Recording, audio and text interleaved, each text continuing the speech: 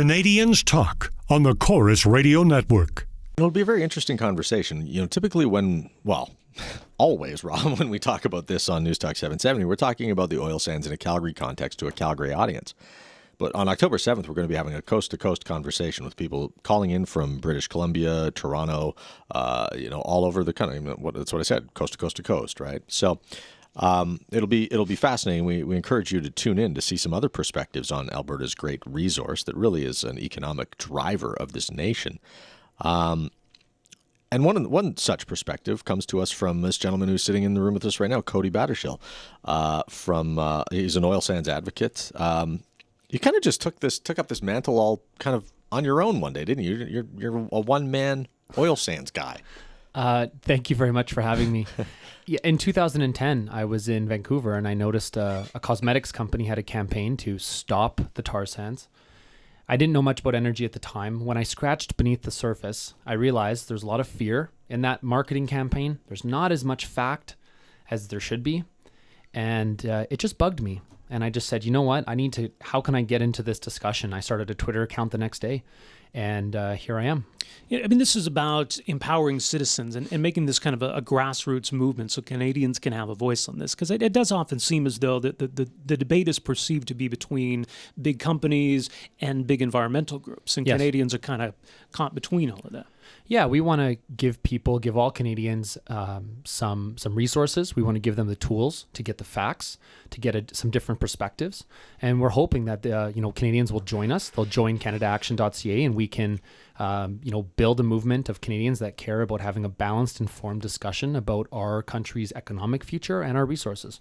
You say we a couple of times. It's grown. It's not just you anymore. We've got volunteer groups now set up in Vancouver, Ottawa, Fort McMurray. We were there last weekend. We did a big I Love Oil Sands event, something that city needs, we all need to be proud of our resources. When you have celebrities flying in and labeling a Canadian city, Hiroshima, open sewer, toxic wasteland, ground zero for climate change, the facts don't support that type of inflamed rhetoric. And we need to have a discussion that's inclusive.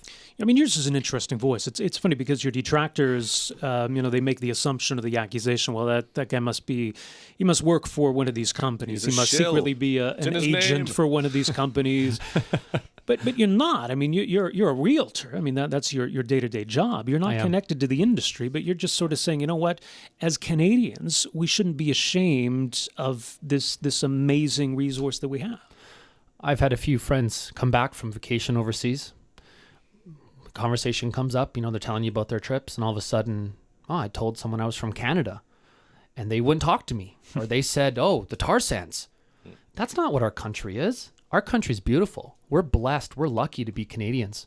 We have so much to be proud of. If you look at the world's top oil reserves, there's 13 countries that have 93% of the world's oil. We are the most regulated, monitored, transparent, socially responsible, peaceful, democratic country on that list, and we should all be proud of that. So is that your messaging then? Is it that Canada's oil sands not that bad, or is your messaging skew more towards energy, it makes your life better? Energy makes our lives better. If we're going to talk about the oil sands and greenhouse gas emissions, the conversation starts with all of us. How did we get here today? What are we doing today? Where are we going tomorrow? Are we going on a vacation? How does our food get to our house? We need to talk about modern society and energy consumption and energy efficiency.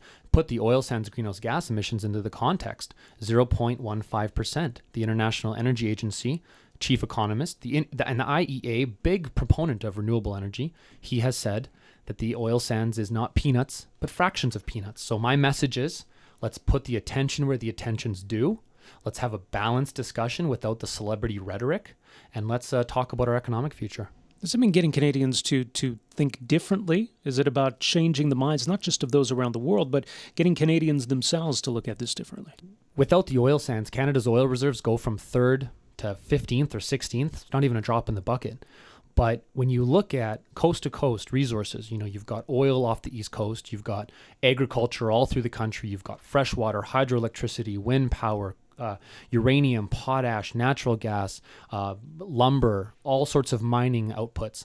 Our country, enormous amount of prosperity and these social benefits come from our natural resource industries and the taxation and royalties that they provide our governments. Canadians Talk on the Chorus Radio Network.